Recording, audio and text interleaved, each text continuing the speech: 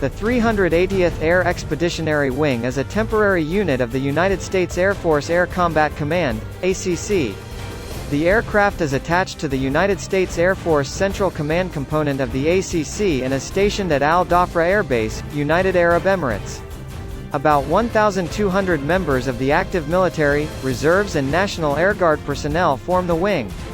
Commissioned aircraft: McDonnell Douglas KC-10A Extenders, Lockheed U-2 Dragon Ladies, Boeing E-3 Sentry, AWACS, and Northrop Grumman RQ-4 Global Hawk.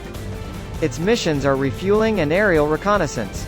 The wing's origins date back to 1942 when the 380th Bombardment Group was founded.